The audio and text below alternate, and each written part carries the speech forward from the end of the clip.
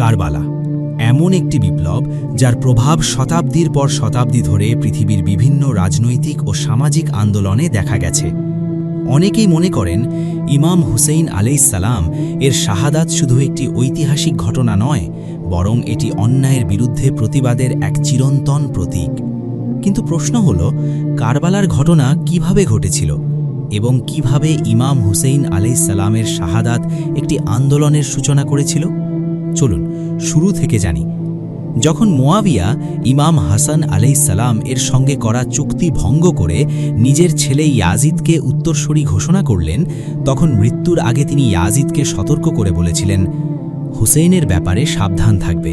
যদি সে তোমার বিরুদ্ধে দাঁড়ায় তাহলে তোমার জন্য পরিস্থিতি খুব কঠিন হয়ে যাবে। ইয়াজিদ খুব ভালোভাবেই বুঝত যে তার শাসনকে বৈধতা দেওয়ার জন্য সবচেয়ে গুরুত্বপূর্ণ বিষয় হল ইমাম হুসেইন আলাইহিসসালামের বাইয়াত লাভ করা। কারণ হুসেইন যদি বাইয়াত করে দেন তাহলে অধিকাংশ মানুষও তাকে অনুসরণ করবে। কিন্তু ইয়াজিদ জানত যে অনেক মানুষ স্বেচ্ছায় তাকে মেনে নেবে না। তাই সে বিভিন্ন অঞ্চলের গভর্নরদের কাছে চিঠি পাঠিয়ে নির্দেশ দিল যে জনগণের কাছ থেকে জোরপূর্বক তার জন্য বাইয়াত গ্রহণ করতে হবে। এদিকে মদিনার গভর্নর ওয়ালিদ ইবনে উতবা এক রাতে গোপনে ইমাম হুসেইন আলাইহিসসালামকে ডেকে পাঠালেন। তিনি জানালেন যে ইয়াজিদের জন্য বাইয়াত দিতে হবে। কিন্তু ইমাম হুসেইন আলাইহিসসালাম স্পষ্টভাবে বললেন, আমি কখনোই ইয়াজিদের মতো ব্যক্তির কাছে বাইয়াত করব না।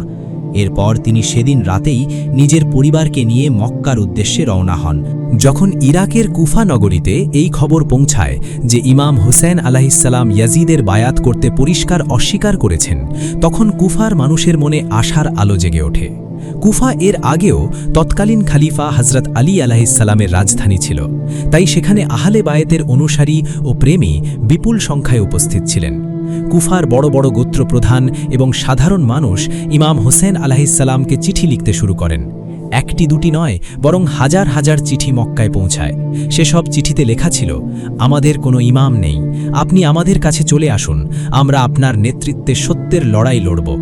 এই কারণে ইমাম হুসেইন আলাইহিসসালাম তার সবচেয়ে বিশ্বস্ত, বাহাদুর এবং বুদ্ধিমান চাচাতো ভাই হযরত মুসলিম বিন আকিল আলাইহিসসালামকে ডাকেন। ইমাম হুসেইন আলাইহিসসালাম হযরত মুসলিম বিন আকিলকে বলেন, আমি তোমাকে কুফায় পাঠাচ্ছি, সেখানে যাও এবং পরিস্থিতির উপর নজর দাও। যদি তুমি দেখো যে কুফার সর্দার এবং সাধারণ মানুষ তাদের চিঠির কথায় কায়েম আছে, তবে আমাকে দ্রুত খবর দিও, যাতে আমি মক্কা থেকে কুফার উদ্দেশ্যে রওনা হতে পারি। মানুষ যখনই জানতে পারল যে ইমাম হুসেইন আলাইহিসসালামের দূত চলে এসেছেন, তখন পুরো কুফা তাকে স্বাগত জানাতে উছলে পড়ল। বর্ণনা অনুযায়ী মাত্র কয়েকদিনের মধ্যেই 18,000-এরও বেশি মানুষ হযরত মুসলিম বিন আকিলের হাতে ইমাম হুসেইন আলাইহিসসালামের পক্ষে বায়াত গ্রহণ করেন। তিনি ইমাম হুসেইন আলাইহিসসালামকে চিঠি লেখেন যে কুফার পরিস্থিতি সম্পূর্ণ অনুকূলে রয়েছে, আপনি চলে আসুন। কিন্তু তারা এই বিষয়ে সম্পূর্ণ অজ্ঞাত ছিলেন যে শামে বসে থাকা ইয়াজিদ কুফার এই বিদ্রোহ দমন করার জন্য এক অত্যন্ত জালেম এবং ধূর্ত ব্যক্তিকে কুফায় পাঠানোর সিদ্ধান্ত নিয়ে ফেলেছে। শাম থেকে একটি নির্দেশনামা জারি হয় এবং কুফার ভাগ্য বদলে যায়। ইয়াজিদ বাসরার জালেম শাসক উবাইদুল্লাহ ইবনে জিয়াদকে কুফার নতুন গভর্নর নিযুক্ত করে পাঠায়। উবাইদুল্লাহ ছিল অত্যন্ত চতুর, চালাক এবং এক দয়াহীন মানুষ, যে খুব ভালো করেই জানত মানুষের মনে কিভাবে ভয় এবং লোভ তৈরি করতে হয়। সে কুফায় এত গোপনে প্রবেশ করে যে মানুষ টের পর্যন্ত পায়নি। সে কালো রঙের নেকাব পরে এসেছিল যাতে মানুষ তাকে ইমাম হুসেইন মনে করে। কুফার মানুষ এতটাই ব্যাকুল ছিল যে তারা ছুটে আসে এবং খুশিতে স্লোগান দিতে থাকে। কিন্তু এই কাফেলা যখন দারুল ইমারা অর্থাৎ গভর্নর হাউসে পৌঁছায়, তখন সে তার মুখ থেকে নেকাব সরায়। মানুষের পায়ের তলা থেকে মাটি সরে যায়। এ আল্লাহর রাসূলের দৌহিত্র নন, বরং মৃত্যুর অপর নাম উবাইদুল্লাহ ইবনে জিয়াদ। ইবনে জিয়াদ কুফার শাসনভার হাতে নিয়েই তার ধূর্ততার খেলা শুরু করে। সে প্রথমেই কুফার বড় বড় গোত্রের সর্দারদের গোপনে গভর্নর হাউসে ডেকে পাঠায়। সে ওই সর্দারদের সামনে দুটি পথ রাখে, একদিকে বিপুল ধনসম্পদ, জমিদারি ও পদমর্যাদা, আর অপরদিকে নির্মম মৃত্যু এবং শামের রাজকীয় বাহিনীর ভয়। সে হুমকি দেয় যে ইয়াজিদের এক বিশাল বাহিনী শাম থেকে রওনা হয়ে গেছে, আর যে কেউ মুসলিমের পক্ষে নেবে তার বংশ মিটিয়ে দেওয়া হবে। এ কথা শুনে কুফার স্বার্থপর সর্দারদের ঈমান ডগমগিয়ে যায়। তারা সম্পদের লোভ এবং প্রাণের ভয়ে ইমামের দূতকে একা ফেলে দিতে রাজি হয়ে যায়। এই সর্দাররা গভর্নর হাউস থেকে বের হয়ে নিজ নিজ গোত্রের মানুষকে ভয় দেখাতে শুরু করে। তোমাদের পুরুষদের মুসলিমের বাহিনীতে সামিল হতে দিও না এবং নিজেদের জীবন রক্ষা করো। হযরত মুসলিম বিন আকিল 4 দিক থেকে শত্রুদের দ্বারা অবরুদ্ধ হয়ে পড়েন। তিনি মারাত্মকভাবে জখমী হন, তার ঠোঁট কেটে যায় এবং দাঁত ভেঙে যায়। এই অসহায় ও মাজলুম অবস্থায় তাকে গ্রেফতার করে ইবনে জিয়াদের সামনে দারুল ইমারায় আনা হয়। ইবনে জিয়াদ নির্মমতার সব সীমা পার করে দেয়। সে হযরত মুসলিমকে দারুল ইমারার সবচেয়ে উঁচু ছাদে নিয়ে যাওয়ার নির্দেশ দেয়। তাকে রক্তাক্ত অবস্থায় ছাদে আনা হয়, যেখান থেকে পুরো কুফা পরিষ্কার দেখা যাচ্ছিল। তিনি মক্কা মুয়াজ্জামার দিকে মুখ ফেরালেন, যেখান থেকে ইমাম হুসাইন আলাইহিসসালামের পবিত্র কাফেলা পথের মধ্যে ছিল, এবং অত্যন্ত আকুল হয়ে ডাকলেন, আসসালামু আলাইকা ইয়া রাসূল আল্লাহ, আল্লাহর রাসূলের প্রিয় সন্তান, আমার সালাম কবুল করুন। ঠিক সেই মুহূর্তে জল্লাদের তরবারি চলে এবং 60 হিজরি জিলহজ মাসে কারবালার এই প্রথম মহান কুরবানি সম্পন্ন হয়। হযরত মুসলিম বিন আকিলের পবিত্র মস্তক কেটে নিচে ফেলে দেওয়া হয় এবং তার পবিত্র দেহটি প্রাসাদের ছাদ থেকে নিচে ফেলে দেওয়া হয়। অন্যদিকে ইমাম হুসাইন আলাইহিসসালাম ততক্ষণে তার পরিবার সহ মক্কা থেকে কুফার উদ্দেশ্যে রওনা হয়ে গিয়েছিলেন। তিনি গত কয়েক মাস ধরে মক্কায় অবস্থান করছিলেন এবং হজের সময় হাজার হাজার মুসলমান তার কাছে এসে তার পাশে থাকার প্রতিশ্রুতি দিচ্ছিল। ইয়াজিদ যখন এই খবর পায়, তখন সে তার কিছু ঘাতককে হাজিদের বেশে এহরাম পরা অবস্থায় পাঠায়, যাতে তারা ইমাম হুসাইনকে শহীদ করতে পারে। ইমাম হুসাইন আলাইহিসসালাম যখন এই চক্রান্তের কথা জানতে পারেন যে ইয়াজিদ কাবার পবিত্রতা নষ্ট করার জন্য তার গুপ্তচর পাঠিয়েছে, তখন তিনি মক্কার পবিত্রতা রক্ষা করার জন্য হজকে উমরায় পরিবর্তন করেন এবং মক্কা ছাড়ার ঐতিহাসিক সিদ্ধান্ত নেন। মক্কা থেকে রওনা হওয়ার আগে তিনি এক মহান খুতবা দেন এবং বলেন, যে আমাদের সঙ্গী হবে সে শহীদ হবে, আর যে পিছনে রয়ে যাবে সে কখনোই সেই মহান সফলতা অর্জন করতে পারবে না। এ কথা বলে ইমাম হুসাইন আলাইহিসসালাম তার কাফেলার সাথে কুফার উদ্দেশ্যে রওনা হলেন। তিনি তখনও জানতেন না যে কুফার পরিস্থিতি পুরোপুরি বদলে গেছে।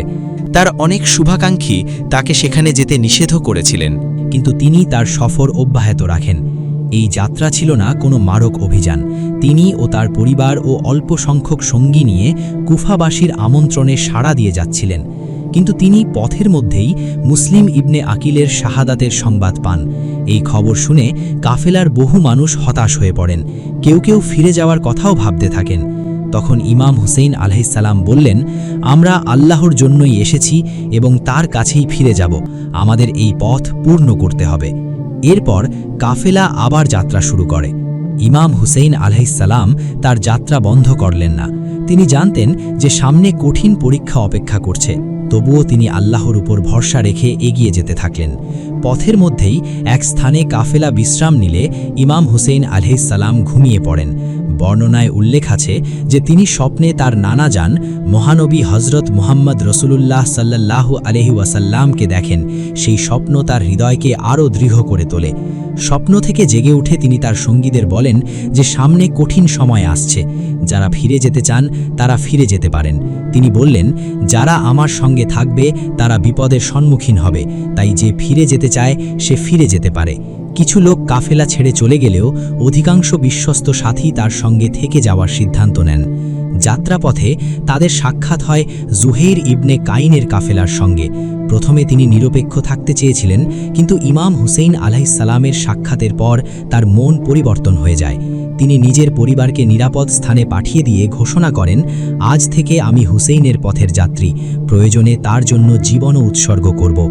এভাবে কাফেলায় আরও কিছু রাসূল প্রেমী সঙ্গী যোগ দেন। অন্যদিকে ইয়াজিদ খবর পেয়ে যায় যে ইমাম হুসাইন আলাইহিসসালাম কুফার দিকে অগ্রসর হচ্ছেন, তাই সে হুর ইবনে ইয়াজিদকে 1000 সৈন্য সহ পাঠায়, যাতে তারা ইমাম হুসাইনের কাফেলাকে থামিয়ে দেয়।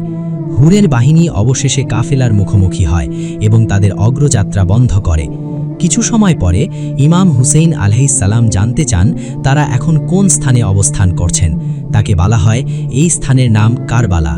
কারবালা নামটি শুনে তার চোখ অশ্রুসিক্ত হয়ে ওঠে। তিনি বুঝতে পারেন ইতিহাসের এক গুরুত্বপূর্ণ অধ্যায় এখানেই রচিত হতে যাচ্ছে। তিনি নির্দেশ দেন, এখানেই আমাদের তাঁবু স্থাপন করো।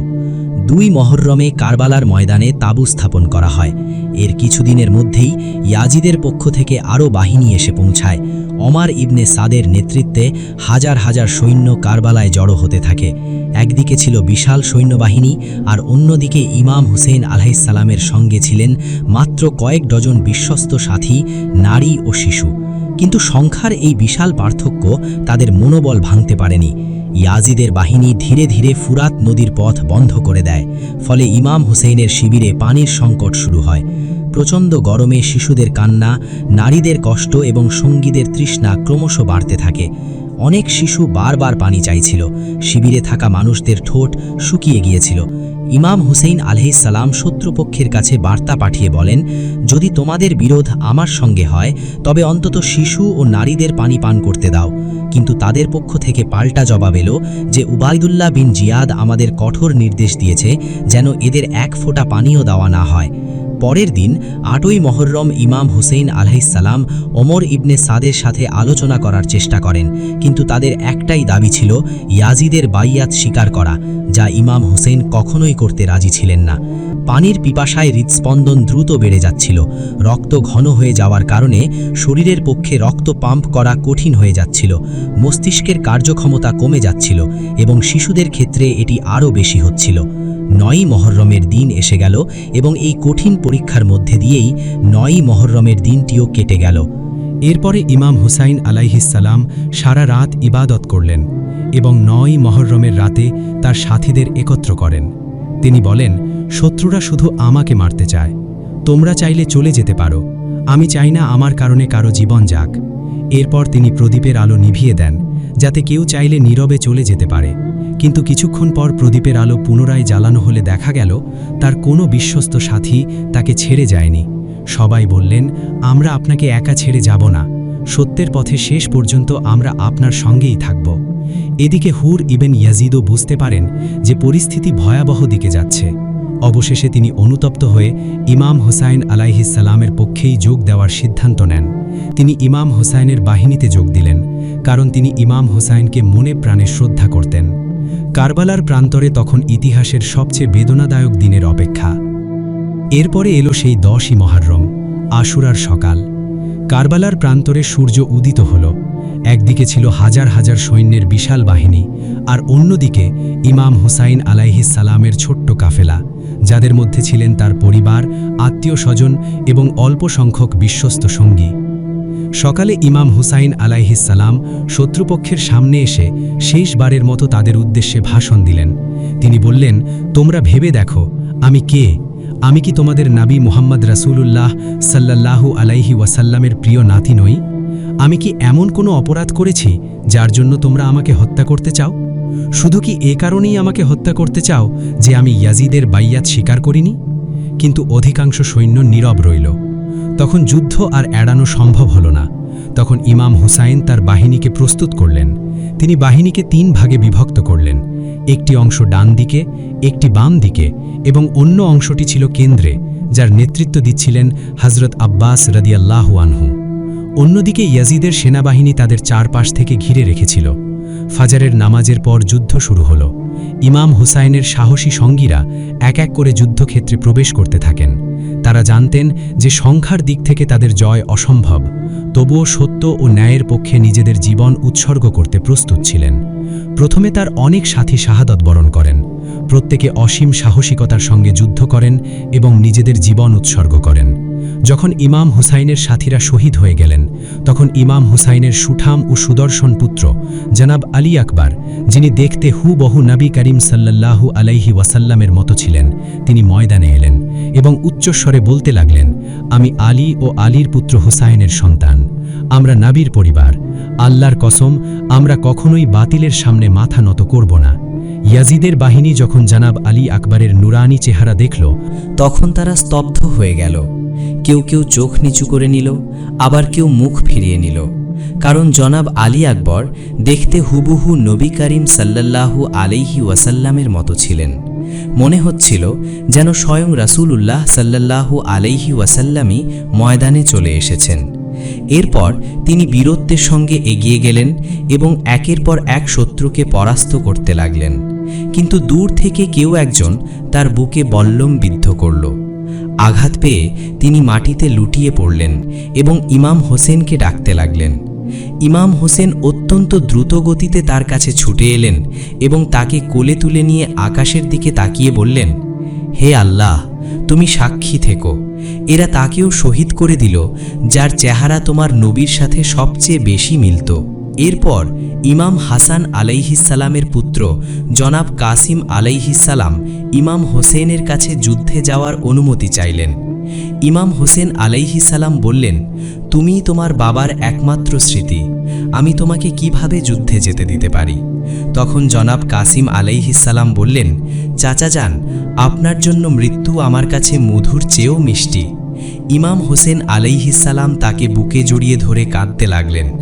এরপর জনাব কাসিম ময়দানে এলেন এবং অত্যন্ত সাহসিকতার সাথে যুদ্ধ করলেন, কিন্তু কিছু সময় পর পেছন থেকে কেউ একজন তার ওপর হামলা করল এবং তিনিও শহীদ হয়ে গেলেন। ইমাম হোসেন আলাইহিসসালাম তার কাছে গেলেন এবং তার পবিত্র মরদেহ তুলে আনলেন। এরপর ইমাম হোসেনের আরও 2 ভাতিজাও শহীদ হন। এদিকে হজরত আব্বাস আলাইহিসসালামও যুদ্ধে মগ্ন ছিলেন। যখন তিনি তাঁবু থেকে শিশুদের কান্নার আওয়াজ শুনতে পেলেন, তখন ইমাম হোসেন আলাইহিসসালামের কাছে পানি আনার অনুমতি চাইলেন। ইমাম হোসেন তাকে অনুমতি দিলেন। এরপর হজরত আব্বাস নিজের ঘোড়ায় চড়ে ইয়াজিদের সৈন্যদলকে ছিন্নভিন্ন করে ফোরাত নদীর দিকে এগিয়ে গেলেন। পথে যেই সামনে আসছিল তাকেই ধূলিসাৎ করে তিনি নদীর তীরে পৌঁছে গেলেন। সেখানে পৌঁছে তিনি পান করার জন্য হাত দিয়ে কিছুটা পানি তুলে নিলেন, কিন্তু পরক্ষণেই যখন তার মনে পড়ল যে তার পুরো পরিবার তৃষ্ণার্ত, তখন তিনি হাত থেকে পানি ফেলে দিলেন। এরপর তিনি নিজের মশকটিতে পানি ভরে ঘোড়ায় চড়ে আবার তাঁবুর দিকে রওনা হলেন, কিন্তু তখনই কিছু শত্রু তার তরবারির হাত লক্ষ্য করে আঘাত করল এবং তার একটি হাত কেটে ফেলা হলো। তিনি অন্য হাত দিয়ে পানির মশকটি চেপে ধরলেন, কিন্তু তার দ্বিতীয় হাতটিও কেটে ফেলা হলো। তখন তিনি নিজের মুখ দিয়ে মশকটি কামড়ে ধরলেন, কিন্তু এরপরই তীর মেরে মশকটি ফুটো করে দেওয়া হলো এবং তাকে শহীদ করা হলো। ইমাম হোসেন হজরত আব্বাসের মরদেহের দিকে ছুটে গেলেন। তখন হজরত আব্বাস বললেন, ভাই, আমাকে ক্ষমা করবেন, আমি আপনার জন্য পানি আনতে পারলাম না। এই কথা বলে তিনিও শেষ নিঃশ্বাস ত্যাগ করলেন। হজরত আব্বাসের এই শাহাদাতে ইমাম হোসেন মানসিকভাবে পুরোপুরি ভেঙে পড়লেন। এরপর ইমাম হোসেন তার 6 মাসের নিষ্পাপ শিশু আলী আসগরকে শত্রুদের সামনে নিয়ে এলেন এবং বললেন, আমার জন্য না হলেও অন্তত এই অবুঝ শিশুটির জন্য একটু পানি দাও। কিন্তু এক পাষাণ জালিম জনাব আলী আসগরের গলা লক্ষ্য করে তীর ছুড়ল এবং তাকে শহীদ করে দিল। ইমাম হোসেন জনাব আলী আসগরের রক্ত আকাশের দিকে ছড়ে দিয়ে বললেন, হে আল্লাহ, আমার এই কোরবানি কবুল করো। এখন ইমাম হোসেনের সমস্ত সঙ্গী শহীদ হয়ে গিয়েছিলেন এবং তিনি সম্পূর্ণ একা হয়ে পড়েছিলেন। তার শরীরে অসংখ্য ক্ষত ছিল এবং তিনিও যুদ্ধ করতে করতে ক্লান্ত হয়ে পড়েছিলেন। তীব্র পিপাসায় যেখানে একজন সাধারণ মানুষের পক্ষে নড়াচড়া করাও অসম্ভব, সেখানে তিনি শত্রুদের সামনে পাহাড়ের মতো অটল হয়ে দাঁড়িয়েছিলেন। ইমাম হোসেন নিজের পরিবারের কাছে গেলেন, তাদের কাছ থেকে শেষ বিদায় নিলেন এবং কুফাবাসীদের উদ্দেশ্যে একটি শেষ চিঠি লিখেন। তাতে বললেন, তোমরাই আমাকে চিঠি পাঠিয়ে ডেকেছিলে, কিন্তু এখন তোমরাই নিজেদের ওয়াদা থেকে মুখ ফিরিয়ে নিলে। এখন ইনশাআল্লাহ কিয়ামতের দিন দেখা হবে। এরপর তিনি নিজের ঘোড়া জুলজানার ওপর সাওয়ার হয়ে হাতে জুলফিকার তরবারি নিয়ে ময়দানে এলেন। তার সামনে ছিল হাজার হাজার সৈন্যের লস্কর, আর তিনি ছিলেন একা, কিন্তু তিনি হার মানতে প্রস্তুত ছিলেন না। একদিকে ছিল বিশাল এক সৈন্যদল, আর অন্যদিকে একা একটি আহত সিংহ। ইমাম হোসেন পূর্ণ গতিতে শত্রু সেনাদের দিকে ধাবিত হলেন এবং নিজের তরবারি দিয়ে শত্রুদের ছিন্ন ভিন্ন করতে লাগলেন। তিনি শত্রু সেনাদের ঘেরা ভেদ করে এগিয়ে যেতে লাগলেন। শত্রুদের মাথাগুলো বাতাসে খড়ের কুটো মতো উড়ছিল। অনেক সৈন্য এই দৃশ্য দেখে স্তম্ভিত হয়ে গেল। কিছু সৈন্য বলল, আমরা কখনো কোনো মানুষকে এই রকম তৃষ্ণার্ত এবং ক্ষতবিক্ষত অবস্থায় এভাবে লড়াই করতে দেখিনি। তিনি এমনভাবে লড়ছেন যেন তিনি এই জগতের কেউ নন। ইয়াজিদ বাহিনীর কয়েকজন কমান্ডার একসাথে আক্রমণ করার নির্দেশ দিল, কিন্তু কেউ ইমাম হোসেনের মুখোমুখি হওয়ার সাহস পাচ্ছিল না। যারা একসাথে ইমাম হোসেন আলাইহিসসালামের সাথে লড়তে আসছিল তারাও তার সামনে টিকতে পারছিল না। মনে হচ্ছিল যেন স্বয়ং আলী রাদিয়াল্লাহু আনহু জুলফিকার হাতে ময়দানে লড়ছেন। দূর থেকে ওমর বিন সাদ যখন এই দৃশ্য দেখল, তখন সে ভয় পেয়ে নিজের বাহিনীকে নির্দেশ দিল, 4-5 থেকে একসাথে আক্রমণ করো এবং হোসেনের ওপর দূর থেকে তীর বর্ষণ করো। যখন ইমাম হোসেন আলাইহিসসালামের ওপর একসাথে হাজার হাজার তীর এসে পড়ল, তখন তিনি নিজেকে রক্ষা করতে পারলেন না এবং তার পুরো শরীর তীরে ছেয়ে গেল। ইমাম হোসেন আলাইহিসসালাম ঘোড়া থেকে মাটিতে পড়ে গেলেন এবং সিজদারত অবস্থায় চলে গেলেন। 10ই মহররম 61 হিজরিতে কারবালার প্রান্তরে রাসূলুল্লাহ সাল্লাল্লাহু আলাইহি ওয়াসাল্লামের প্রিয় নাতি ইমাম হোসেন আলাইহিসসালাম শাহাদত বরণ করেন। ইমাম হোসেনের শাহাদতের পর সীমার পাপিষ্ঠ ইমাম হোসেন আলাইহিসসালামের কাছে এলো এবং তার পবিত্র বুকের ওপর নিজের অপবিত্র পা রাখল। এরপর সে ইমাম হোসেন আলাইহিসসালামের মাথা মোবারক শরীর থেকে বিচ্ছিন্ন করে দিল। ইমাম হোসেনের তাঁবুগুলোতে লুটপাট চালানো হলো এবং তার পরিবারের নারী ও শিশুদের বন্দী করা হলো।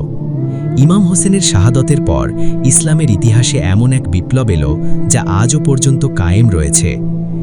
ইমাম হোসেনের পবিত্র রক্ত থেকে এমন এক মহান বিপ্লবের সূচনা হয়েছিল যা তার শাহাদতের বহু শতাব্দী পরেও আজও পর্যন্ত জারি রয়েছে। কারবালা শুধু একটি যুদ্ধ ছিল না, এটি এমন একটি ঘটনা যা শতাব্দীর পর শতাব্দী ধরে মানুষকে অন্যায়ের বিরুদ্ধে দাঁড়ানোর প্রেরণা দিয়ে এসেছে। কারবালার ঘটনা আমাদের কয়েকটি গুরুত্বপূর্ণ শিক্ষা দেয়। সত্য ও ন্যায়ের পক্ষে দাঁড়াতে কখনো কখনো জীবন পর্যন্ত উৎসর্গ করতে হতে পারে। অত্যাচার ও জুলুমের সামনে নীরব থাকা একজন মুমিনের কাজ নয়।